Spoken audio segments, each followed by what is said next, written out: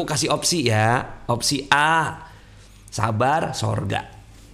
Opsi A nih, sabar dapat sorga. Opsi B, doa akhirnya sembuh tapi nggak dapat sorga, gitu.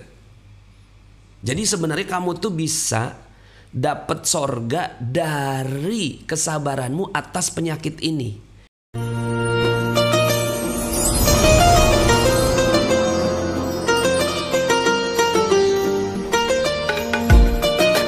Ya. Kalau ini kan sabar ya. Kalau Allah Ta'ala ya ayyuhalladzina amanu sabiru wasabiru, orang beriman bersabarlah dan kuatkan kesabaran, kan gitu ya. Ya memang begitu, karena ilmu kita kagak nambah-nambah gitu. Sementara ujian hidup ditambah sama Allah, ya akhirnya gitu. Ada level pemberontakan jiwa. Dan sungguh akan kami berikan cobaan kepadamu. Nah kan udah bilang, Allah udah bilang, Allah pasti kasih coba gitu ya, dengan sedikit takut, lapar, kurang harta, jiwa dan buah-buahan. Berikanlah berita gembira kepada orang-orang yang sabar. Nah, ini Allah Subhanahu wa taala kasih ilmu nih. Kalau sabar dikasih berita gembira, maka fokusnya sama apanya? Fokusnya sama berita gembiranya. Ya, sabar ini adalah status dari orang yang akan dapatkan kabar gembira itu. Ya. Masya Allah ya. Sabar itu pemberontakan jiwa atas ketidaktahuan. Makanya ya, yang paling bagus itu adalah berilmu. Ya. Sabar itu akan indah pada waktunya. Akan indah pada waktunya. Sabarnya sampai kapan? Ya sabar aja. Sebenarnya gini, sabar itu sudah indah dalam prosesnya. Coba diganti. Sabar itu adalah sudah indah di dalam prosesnya. Kan si anak kecil tadi, bagi dia ya, keindahan itu adalah pada saat nyampe. Ya kan? Keindahan itu adalah pada saat nyampe di tempat tujuan. Tapi ternyata keindahan itu bukan hanya di tempat tujuan, tapi di dalam proses menuju tempat tujuan juga indah. Ada pemandangan yang bisa dinikmati, ada rest area, ada orang-orang yang bisa didoakan gitu ya. Ada jenis-jenis mobil yang macam-macam merek gitu ya. Bisa jadiin doa hajat gitu. Ngelihat pemandangan gunung ya berbeda-beda ya, kemudian ngelihat beberapa hewan. Jadi ternyata sabar itu bukan pada ujung. Tapi sabar itu ya maksudnya keindahan itu bukan hanya di ujung, tapi keindahan itu ada pada proses. Nah, pada saat kita nggak bisa menikmati keindahan di dalam proses, di situ tuh sabar gitu. Tapi ya nggak apa-apa, itu levelnya kita latihannya di sabar. Alladzina idza asabatuhum musibah qalu inna lillahi wa inna ilaihi rajiun. Dan seterusnya di sini. Nah, ini ada nih ya. Saya mau bacakan beberapa hadis ya. Bersuci adalah sebagian dari iman. Membaca alhamdulillah dapat memenuhi timbangan. Subhanallah dan alhamdulillah dapat memenuhi semua yang ada di antara langit dan bumi. Salat itu cahaya, sedekah itu bukti, dan sabar itu adalah pelita. Ya. Nah, ini definisi Rasulullah SAW. Sabar itu adalah pelita. Pelita apa? Ya pelita dalam menghadapi perjalanan. Ya. Nah, kemudian Allah Subhanahu wa taala, Rasulullah SAW menyebutkan setelahnya adalah Al-Qur'an untuk berhujjah terhadap yang kamu sukai ataupun terhadap yang tidak kamu sukai. Nah, di sini Al-Qur'an ya adalah ilmu.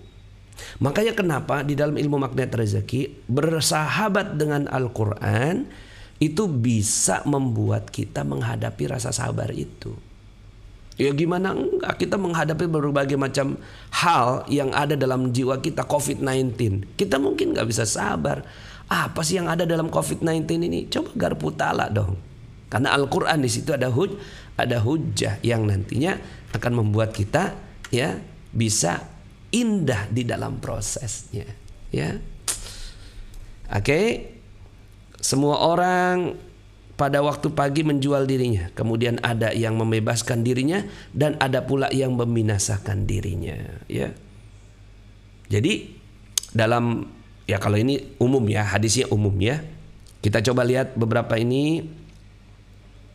Ada beberapa sahabat Ansor meminta sesuatu kepada Rasulullah, maka beliau memberinya. Kemudian mereka minta lagi, beliau pun memberinya, sehingga habis apa yang ada pada beliau. Ketika beliau memberikan semua yang ada di tangannya, beliau bersabda. Nah, jadi setelah dikasih semua nih, udah habis gitu, Nabi bersabda. Nah, apa nih yang disabdakan Nabi? Pasti penting nih, ya. Apa kata Rasulullah? Semua kebaikan yang ada padaku tidak akan aku sembunyikan pada kalian. Siapa saja yang menjaga kehormatan dirinya, maka Allah pun akan menjaganya. Dan siapa saja yang merasa cukup, maka Allah akan mencukupinya. Serta siapa saja yang menyabarkan dirinya, maka Allah pun akan memberikan kesabaran baginya. Seseorang tidak akan mendapatkan anugerah lebih baik dan lebih lapang melebihi kesabaran. Oh, Masya Allah. Nih, kalau kita maknai ya, tidak ada nikmat, bahkan kesabaran itu adalah kenikmatan itu tersendiri. Menjadi orang yang sabar itu, mungkin bagi orang lihat ya gitu ya, ih kok dia orangnya sabar banget. Bukan sabar, dia tahu ilmu gitu. Dia tahu ilmu, sehingga akhirnya bagi orang lain kelihatannya sabar gitu. Kok dia sabar banget ya, dihina orang, dijatuhkan gitu ya, dihina martabatnya, kok dia tenang aja. Ya bukan begitu, karena dia sudah melampaui gitu rasa lapang itu ya. Jadi tidak mendapatkan anugerah lebih baik dan lebih lapang melebihi kesabaran. Artinya kesabaran ini ya adalah sebuah hadiah dari Allah. Cuma memang menyabar-nyabarkan diri nih. Menyabar-nyabarkan diri, as-sabru bitas-sabri, sabar dengan latihan untuk mendapatkan kesabaran itu. Ya. Tapi kalau udah punya ilmu mah nggak perlu sabar lagi ya. Syukur yang ada. Sungguh, nah nih hadisnya nih ya. Sungguh mengagumkan keadaan orang mukmin. Keadaan mereka senantiasa mengandung kebaikan. Tidak terjadi yang demikian itu kecuali bagi orang mukmin. Jika ia mendapatkan kesenangan, dia bersyukur. Hal itu merupakan kebaikan. Jika ia tertimpa kesusahan, ia bersabar. Itu juga adalah kebaikan. Artinya bagi orang yang beriman, sebenarnya semuanya kata kuncinya khair. Ini kebaikan. Fakana khairan lah. Mau syukur, mau sabar, semuanya adalah baik. Bismillah COVID-19 yang kita hadapi ya. Bismillah. Kadang-kadang tuh ya, saya cuma dapat pertanyaan yang sederhana gitu. Pak Nas, gimana saya bisa sabar menghadapi suami saya gitu. Sabar menghadapi suami, ya kan? Suaminya gimana? Suami saya mabok-mabokan Pak Nas, nggak sholat, KDRT gitu. Dia keras banget Pak Nas gitu. Boleh nggak saya minta cerai sama dia Pak Nas gitu. Saya udah nggak bisa sabar lagi Pak Nas menghadapi dia. Itu kan pertanyaan dia. Level beliau dalam menghadapi, dan nggak apa-apa, bagus ya. Artinya ya setiap orang punya keadaan gitu loh. Cuma bagi kami ya yang sedikit banyak belajar bahwa gitu ya, ada hadiah kesabaran yang Allah berikan buat si ibu kalau dia sabar gitu. Sebagaimana Asia ini istri dari Fir'aun. Fir'aun itu 400 tahun menzolimi orang. Ngezolimin orang aja, ngebunuh bayi aja dia lakukan. Apalagi menzolimi istri. Udah pasti. Maka kemudian akhirnya doanya Asia itu diabadikan dalam surat 66 ayat 11. Ya. Diabadikan tuh di dalam surat 66 ayat 11. Mana tuh surat 66? Surat 66 ayat 11.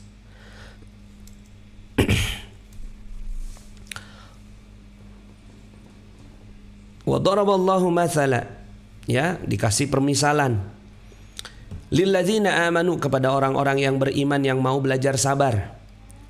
Ya, imra'ata Fir'aun, yaitu istrinya Fir'aun. Idz qalat, ketika ya istrinya Fir'aun itu berdoa. Apa doanya? Rabbibnili indaka baitan fil jannati wa najjini min fir'aun wa amalihi wa najjini minal qaumidz zalimin. Ya Tuhanku, bangunlah untukku sebuah rumah di sisimu di dalam surga, dan selamatkan aku dari Fir'aun dan perbuatannya, dan selamatkanlah aku dari orang-orang yang zalim. Jadi menghadapi kezaliman dari Fir'aun, istrinya Fir'aun, Asiyah, itu cuma doa, ya Allah aku minta, ya, aku minta hadiah, ya, aku minta hadiah. Sebentar nih, ada yang mau masuk nih. Aku minta hadiah dari, ya, dari kezolimannya Fir'aun nama saya. Fokus dia sama hadiahnya. Hadiahnya apa? Rabbibnili indaka baitan fil jannah. Aku minta bangunan di surga. Masya Allah, ya. Masya Allah, ya. Nih, Masya Allah, semoga tetangga saya ditambahkan lagi kesabarannya menghadapi suaminya yang udah lama nggak pulang dan nggak dikasih nafkah. Nggak apa-apa ya. Kayak gini-gini kan tinggal disadari bahwa ada Allah. Kan semuanya Allah yang buat. Kalau udah Allah yang buat, gitu ya, dia nggak fokus pada realitanya. Kalau di magnet rezeki itu kita nggak fokus pada realita, kita fokus pada dunia kuantum. Ya, Masya Allah, ya. Ya, jadi itu semuanya baik. Makanya kenapa di magnet rezeki kita latihan wow keren, wow keren, wow keren gitu, ya. Seandainya tidak bisa sekuat Asiyah, apakah berdosa panas? Ya nggak berdosa, cuma nggak dapat pahala sebesar Asiyah. Sekarang pertanyaannya, mau nggak dapat pahala sebesar Asiyah? Nah cuma kan Asiyah, Masya Allah, sabarnya luar biasa, ya. Bismillah, ya. Nih dari Anas radhiyallahu an, ya. Ketika Nabi SAW menderita sakit keras, Fatimah mengeluh, wahai ayahanda, apakah engkau sakit? Rasulullah pun berkata, ayahandamu tidak akan menderita lagi sakit setelah hari ini. Ketika beliau wafat, ya Allah, beliau wafat, Nabi kita wafat. Fatimah berkata, wahai ayahandaku, engkau telah memenuhi panggilan Tuhanmu. Wahai ayahku, surga Firdaus tempat kembalimu. Wahai ayahandaku, kepada Jibril kau memberikan wafatmu. Ketika beliau disemayamkan, Fatimah berkata, apakah kalian menyukai untuk menaburkan tanah di atas makam Rasulullah? Ya. Ini hadisnya tentang bagaimana Fatimah, ya, yang kesedihan, ya. Tapi kesedihannya Fatimah, ya tentu kita juga bersedih, ya, ditinggal Nabi kita. Kesedihannya Fatimah diarahkan kepada engkau telah memenuhi panggilan Tuhanmu. Sedih sih, tapi gitu ya. Ini kan dipanggil Tuhan. Seneng nggak dipanggil Tuhan tuh? Dipanggil Allah gitu. Dipanggil presiden aja seneng, apalagi dipanggil Allah. Wahai ayahandaku, surga Firdaus tempat kembalimu. Tuh. Jadi nggak fokus pada realitanya, tapi fokus pada hadiah yang Allah berikan kepada orang yang sabar. Dia menyabar-nyabarkan diri, ini namanya. Ya, jadi Fatimah tuh lagi nyabar-nyabarin gitu. Ya Allah, aku kehilangan Nabi, tapi engkau telah dipanggil Tuhanmu. Apa hakku untuk menahan? Ya, engkau telah mendapatkan surga Firdaus. Apa hakku untuk menahan engkau di bumi yang hina ini? Gitu. Wahai ayahandaku, kepada Jibril kau memberitakan wafatmu. Ridho. Jadi sudah syukur, ridho. Keren banget. Andai ada ilmu, pasti diminta ujian demi ujian, karena ada hadiah besar di sisi Allah. Minta juga oke lah. Artinya bukannya minta tapi siap. Ya, kita siap menghadapi. Kalau hawa nafsunya pengennya sih enggak apa namanya, ini di dunia ya. Kalau di dunia sih pengennya emang nggak dapat musibah gitu loh. Tapi karena kita punya ilmu, siap menghadapi musibah. Tapi nanti kalau kita di akhirat ngelihat pahala Allah kepada ahlul musibah, kita tuh sampai rela gitu. Seandainya aku lihat pahalanya sebesar ini, ya Allah, kembalikan aku ke muka bumi, aku copot-copot aja tulangku ini, ya, tulitku ini, rela ya Allah gitu. Kalau memang pahalanya sebesar itu, ya. Masya Allah, bersyukur bisa belajar banyak ya. Jazakallah, untuk sangat keren, bekal untuk mengarungi bahtera kehidupan. Yes. Kehidupan ya sama kayak naik pesawat kan. Naik pesawat itu kita udah siap gitu. Siap gitu, ada guncangan, siap pas saya take off, siap pada taat landing, itu semua guncangan, siap kalau kupingnya tuh berdengung ya kan. Pada saat dia menghadapi awan yang sangat pekat gitu ya, duk gitu kan, kitanya gemeteran kan. Tapi gemeterannya kita nggak bisa melakukan apa-apa. Tapi kita juga ada perasaan yakin, kan ada pilot. Lah, menghadapi kondisi begitu aja kita bisa sabar. Apalagi menghadapi kondisi kehidupan yang dipiloti langsung oleh Allah Subhanahu wa ta'ala. Nih saya lewatin ya, teman-teman coba deh cintai yang namanya buku Riyadhus Shalihin ya. Oh, cakep banget. Nah nih ya, dari Anas radhiyallahu anhu berkata, sewaktu Nabi menjumpai seorang wanita yang sedang menangis di atas kubur. Ini kayaknya yang tadi disampaikan sama Ustaz sama Pak Arif pagi-pagi ya. Kemudian maka beliau berkata ya kepada orang itu, bertakwa kepada Allah dan sabarlah gitu. Wanita itu berkata, pergi dari sini karena sesungguhnya engkau tidak tertimpa musibah sebagaimana aku alami gitu. Wanita itu tidak tahu bahwa yang berkata adalah Nabi. Kemudian ada seorang yang ngasih tahu. Maka wanita itu segera datang ke rumah Nabi ya. Kemudian setibanya di sana, dia berkata, aku tidak tahu kalau yang berkata itu tadi adalah engkau ya Rasulullah. Maka Rasulullah SAW bersabda, sesungguhnya sabar hanya pada saat ya, as-sabru inda satmatil ula ya. Ini formatnya adalah format hadisnya, innamas sabru inda satmatil ula. Sesungguhnya sabar itu ditumbukan pertama. Ya. Pak Nas, semua masalah muncul, usaha kacau, tidak ada pendapatan, dikejar setoran, amanah, dicibir banyak orang. Saya rasa sudah selesai semua kacau, selesai. Selesai sudah, apa yang harus saya lakukan? Nih, saya tantang Anda untuk belajar ilmu magnet rezeki. Saya tantang nih. Saya tantang nih yang bertanya, nggak ada namanya nih ya, untuk belajar ilmu magnet rezeki dengan sungguh-sungguh.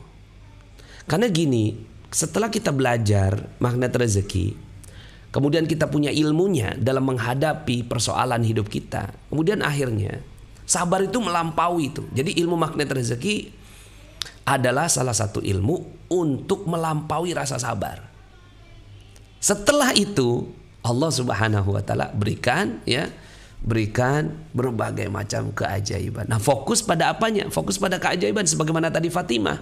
Fokus pada keajaiban-keajaiban yang diberikan. Nah, alhamdulillah ya, sudah ada tamu saya datang, Bu Sulfi. Sebentar ya. Nih.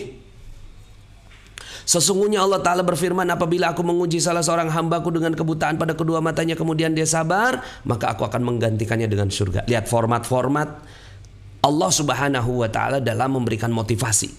Ya, motivasinya apa? Enggak fokus pada buta matanya, tapi fokus pada apanya? Fokus pada hadiah yang Allah akan berikan, yaitu apa? Ganti di surga. Masya Allah. Bahkan ada ulama yang dia berdoanya gini ya, ya Allah, seandainya mataku ini hanya bisa menghantarkan aku kepada maksiat, maka cabut mataku ini ya Allah.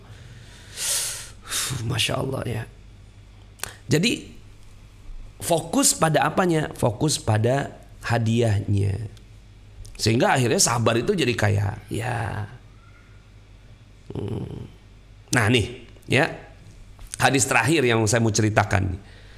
Dari Atha bin Abu Rabah radhiyallahu anhu berkata, Ibnu Abbas radhiyallahu anhu berkata kepadaku, maukah aku tunjukkan kepadamu salah seorang dari wanita yang dijanjikan masuk surga? Masuk surga, ya. Udah pasti nih, ya. Dijanjikan masuk surga, ya. Dijanjikan masuk surga. Aku menjawab, tentu saja aku mau. Dia berkata, wanita berkulit hitam ini suatu hari datang pada Nabi. Oke. Lalu dia berkata, ya Rasul, sesungguhnya aku seorang wanita yang memiliki penyakit ayan. Karenanya badanku terbuka. Jadi kalau di ayan itu kan apa namanya tuh, kambuh gitu, terus kemudian akhirnya bajunya kebuka lah segala macam, auratnya kebuka. Kemudian doakan, dia minta doa sama Nabi apa? Doakan supaya aku sembuh. Ya, doain ya Rasul supaya aku sembuh gitu. Kalau saya yang ditanya begini ya, saya akan bilang gitu ya. Nih saya umpetin dulu ya hadisnya nih.